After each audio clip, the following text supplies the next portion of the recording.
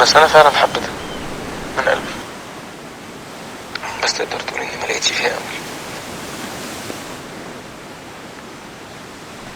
من 3 سنين انا كنت قاعد على مكتب بشتغل، مش عارف انا عايز ايه، مش عارف انا بعمل ايه، لا باخد اي تقدير لا معنوي ولا مادي، بشتغل وبس، بعمل اللي بيطلب مني وبس. حاجه جوايا كانت بتسالني سؤال، هو بالنسبه لي هو فعلا سؤال مخيف جدا. وبعدين وانا صغير طفل كان دايما في سؤال بيتسال لي وبيتسال لاي طفل، نفسك تبقى ايه لما تكبر؟ وقتها انا ما كانش عندي حاجه محدده، عايز ابقى دكتور، عايز ابقى مهندس، عايز ابقى ضابط. الطفل ده كبر وللاسف ما بقاش اي حاجه من الحاجات اللي كان بيجاوب عليها وهو صغير، بس بقى مسحول اكتر في حاجات هو مش عارف هو ليه مسحول فيها. بقى مسحول اكتر انه يسيب البلد دي ويسافر. انا اسمي رحيم ودي قصتي. ولو فاكر ان انا بعمل الفيديو دوت عشان اقنعك انك تسافر، هيبقى عندك مشكله. مش معنى ان انا شايف ان السفر هو الحل الصح يبقى انت كمان لازم تشوف نفس اللي انا شايفه. وعلى راي صديقي احمد وراسه، خد تجربتك. موضوع السفر ده كان جوايا من وانا في الكليه. انا نفسي اسافر فين معرفش، بس انا نفسي اركب طياره.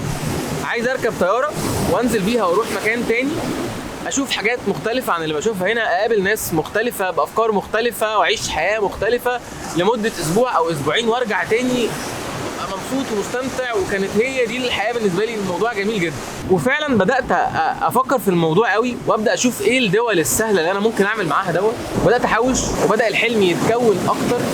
ولكن للاسف الموضوع بدا يبوظ مع اول تعويم للجنيه، اللي خلى رحله لتركيا من 5000 جنيه ل 15000 جنيه. بصراحه مش هكذب، الموضوع كان بالنسبه لي ما كانش حاجه كبيره ولا كان حلم لازم احققه.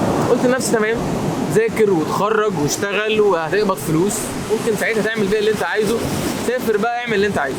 وفعلا ذاكرت واجتهدت وتخرجت وخلصت الجيش واشتغلت، ولكن ما عرفتش اسافر. لكن للاسف الموضوع فعلا كان صعب لاسباب كتير، زي الدولار، زي ان احنا بنقبض بالجنيه والدولار عمال يغلى يغلى يغلى، زي ان ما كانش عندي وقتها وظيفه ثابته مكتوبه في الباسبور ان انا اقدر اسافر بيها، فما فيش دوله هتخليك تدخل حدودها من غير وظيفه ثابته.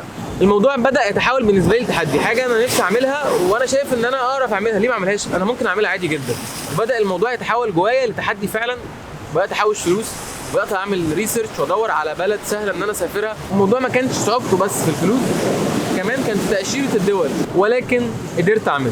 سافرت فين مش مشكله، محدش هيجي معايا مش ازمه. انا كل اللي انا عايزه ان انا اركب طياره واروح بلد ثانيه واعيش حياه مختلفه حتى لو لمده اسبوعين. لقيت دوله اسمها اذربيجان، قيودها سهله، بلد محدش يعرفها، مش بيتكلموا اي لغه انا عارفها، مش بيتكلموا انجليش مثلا. محدش من صحابي وافق انه يجي معايا، سافرت لوحدي، ولكن سافرت وعشت حلم جميل لمده اسبوعين ورجعت مصر. والموضوع هنا بقى تحول لادمان. الموضوع هنا تحول لحاجه حلوه جدا. انا عايز اعيش ده كتير، انا عايز اسافر على الاقل كل سنه اسافر مره، ولكن تصطدم بالواقع ان ده مش سهل. انك عشان تعمل ده انت محتاج تدخر مرتبك كله لمده سنه، وممكن قوي بعد السنه دي الاسعار تغلى فما تعرفش تعمل ده. فالموضوع فعلا كان صعب. هنا بدات تظهر متطلبات تانية واحلام اكبر وطموح اكتر، ان انا طب ما انا عايز اقبض بسعر مختلف، عايز اقبض بعمله مختلفه عن اللي انا بقبضها، وده مش هيحصل في مصر.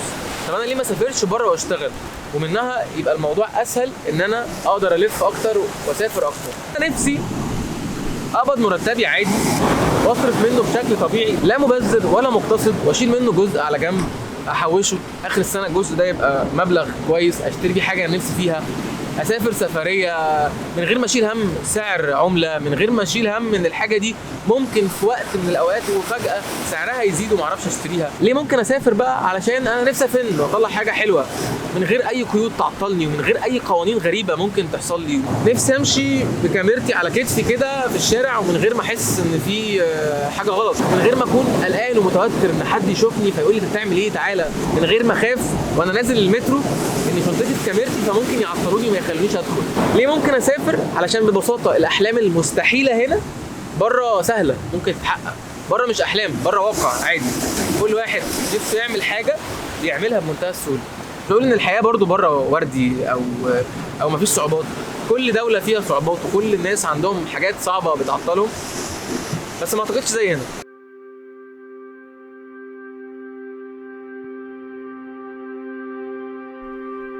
في حياة كل شخص شاب أو فتاة مرحلة صعبة طويلة وحتمية للنجاح، تشيل على ظهرك كل اللي اتعلمته من أول حياتك وترحل وتبدأ حياتك من الصفر في مكان لا يعرف من فيه اسمك ولا نسبك ولا مبادئك ولا إمكانياتك ولا طموحاتك، مكان ما تعرفوش ومفهوش حد قلبه عليك، تعاشر اللي تنقيه وتعادي اللي تختاره، وهناك تختبر صلابة معدنك ومعزة ممتلكاتك وأهمية معتقداتك، تترك ما تترك وتبيع ما تبيع وتكتسب ما تكتسب وتنمو وتنضج، بعيدا عن تدخلات اللي عرفوك طفل وصاحبوك شاب ومن ربوك ومن علموك ومن لهم عليك سلطة ومن تعشموا فيك. ويجي يوم ترجع أو ما ترجعش، ولو رجعت يتعرفوا عليك ناسك ويفتكروك، أو تظهر كإنسان جديد أسعد أو أتعس، أنجح أو أفشل، راضي أو يائس، قلبك مليان أو فاضي، وعقلك كمان، وتبقى اسمك ساعتها عشت.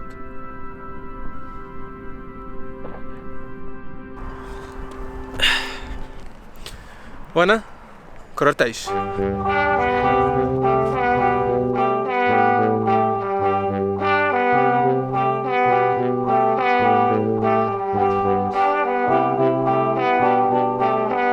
وها نحن هنا نحاول ان نبدا من جديد، نحاول ان نعيش بعد محاولات مستميتة ان انا الاقي شغل، لدرجه ان انا كنت مقسم الاسبوع بتاعي كل يوم بدور في بلد، لدرجه ان انا كان ممكن اوصل في اليوم الواحد ان انا ابعت ل 30 و40 طلب على لينكدين وعلى مواقع التانية. المشكله بقى ان انا كنت ببعت الحاجات دي وعمري ما جالي رد، سواء بالقبول او سواء بالرفض، لحد ما لقيت في مره مكتب كنت بعت له قبل كده من سنه تقريبا، بعت لي شغل. الشغل ده فين؟ في السعوديه. عملت انترفيو، الناس كانت مبهورين جدا بالحاجات اللي انا بعملها، وخلاص وهوب نفس السيناريو. شوف، اول انترفيو مبهورين، بعد كده ما حدش بيرد. فضل نفس المكتب ده يبعت لي كل شهر وظيفه وانا اعمل انترفيو، والانترفيو يبقى حلو جدا وبرده ما يكملش بدون سبب وبدون اي تفسير. حتى لما برجع للمكتب وبسالهم بيقول لي هم كانوا مبهورين جدا وبعدين اختفوا. ليه؟ ما اعرفش. يعني يمكن انا مشكله فيا، انا اطور من نفسي شويه واتعلم حاجات اكتر واخد كورسات اكتر، لحد ما في مره واحد من الشركات اللي انا كنت عامل معاها انترفيو قبل كده في السعوديه كلمني تاني وعملنا انترفيو تاني، خلاص انا كده اكسبتد واتفقنا ان انا اسافر له خلال شهر. هنا قد يبدو ان الصعب خلص، ولكن نبدا ندخل بقى في مرحله هي من اصعب المراحل اللي انا عديت عليها في حياتي، وهي انك تخلص ورقك في مصر علشان تسافر السعوديه. واللي ما يعرفش، السفر من مصر للسعوديه صعبه جدا جدا جدا. انا تقريبا كان الانترفيو دوت في شهر 8، انا سافرت من مصر في شهر 12، اخر شهر 12، وبعد معاناه استمرت اكتر من 4 شهور احدهم قدر انه يطير فوق عش الوقواق ويهرب. بس يا سيدي، وهي دي قصتي.